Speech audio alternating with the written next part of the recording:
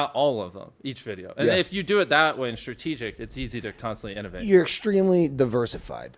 And the type of content, yeah, exactly, because that's the thing. Like, well, it's not even just in content, bro. Like, you have so many different businesses. businesses. Yes, let's talk about that shit. Well, let's say you lose money in a video, you're like, well, MrBeast's Burgers is popping off this week.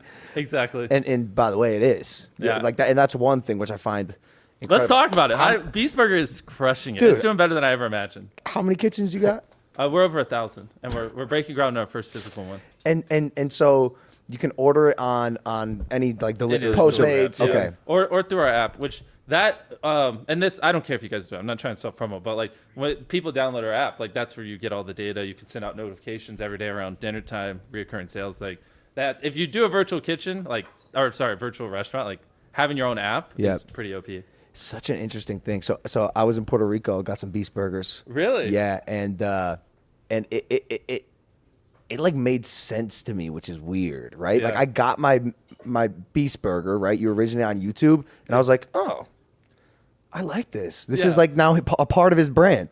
Yeah. And it's so cool to see you like successfully do it, right? And now it's like a major vertical for you.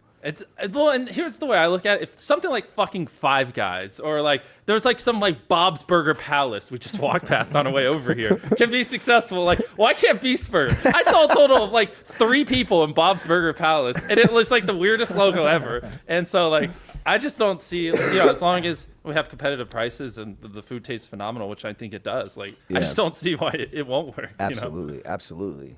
And so like what's interesting too is like, before I even promoted it, we were doing pretty good sales because a lot of people, when they open up Uber Eats or Grubhub, they're like, oh, it's that guy from YouTube.